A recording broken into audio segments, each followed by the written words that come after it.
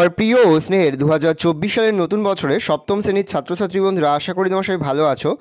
আজ আমরা যে বিষয়টি নিয়ে আলোচনা করব সপ্তম শ্রেণীর ফার্স্ট সামেটিভ অর্থাৎ প্রথম পর্যায়ক্রমিক মূল্যায়নের সংস্কৃতের কোশ্চেন পেপার নিয়ে। দেখো সরাসরি স্ক্রিনে কিন্তু আমরা সপ্তম শ্রেণীর সংস্কৃতের কোশ্চেন পেপারটা দেখতে পাচ্ছ। ফুল মার্কস তোমাদের রয়েছে 15 আর সময় তোমাদের রয়েছে 30 মিনিট। একে দাগে রয়েছে দেবনাগরী হরফে লেখো যে কোনো 6টি, প্রতি প্রশ্ন মানে হাফ করে, হাফ গুণ 6 = 3। দীর্ঘই রি, ওই, ঝ, মধ্যাহ্ন, ধ, তালবস্য আর দন্তস্ব। পরে হচ্ছে মাতৃভাষায় অনুবাদ করো যে কোনো 3টি, প্রতিটি প্রশ্নের মান 1 করে 1 × 3 = 3।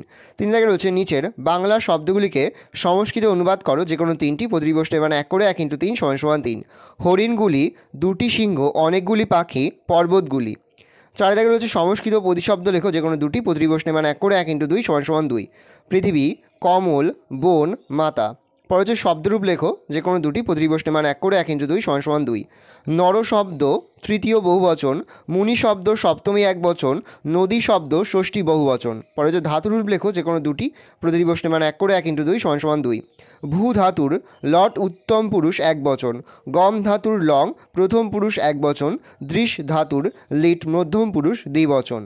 ভালো করে তোমরা কোশ্চেন পেপারটা দেখে নাও। এই রয়েছে টোটাল তোমাদের ফার্স্ট সামেটিভ অর্থাৎ প্রথম পর্যায়ক্রমিক মূল্যায়নের সপ্তম শ্রেণীর সংস্কৃতের কোশ্চেন পেপার। ভালো তোমরা কোশ্চেন পেপারটা দেখে নাও। আশা করি ভিডিওটা ভালো লেগেছে। ভিডিওটা ভালো লাগলে ভিডিওকে লাইক করে থাকলে ভুলবে না। আর আমার চ্যানেল নতুন হাত লাল কালার সাবস্ক্রাইব প্রেস করে পাশে বেল আইকনটা প্রেস করো, যখন নতুন কোনো ভিডিও আপলোড করি সবার ফার্স্ট নোটিফিকেশন তোমরা পেয়ে যাও। আর এই ভিডিওটি তোমার বন্ধু বান্ধবী আত্মীয়স্বজন সবার মধ্যে কিন্তু অনেক শেয়ার করে দাও যারা বছর সপ্তম শ্রেণীতে পড়ছে। আমরা কিন্তু ইতিমধ্যে সপ্তম শ্রেণীর প্রতিটি বিষয়ের সিলেবাস, প্রশ্নকাঠামো এবং নমুনা প্রশ্নপত্র কিন্তু আপলোড করে দিয়েছি। আমাদের এখনও পর্যন্ত সেই ভিডিওগুলো না দেখে থাকো, ভিডিওগুলো কিন্তু তাড়াতাড়ি দেখে নাও। তোমাদের সকলকে জানাই আগাম পরীক্ষার অনেক শুভেচ্ছা এবং অভিনন্দন।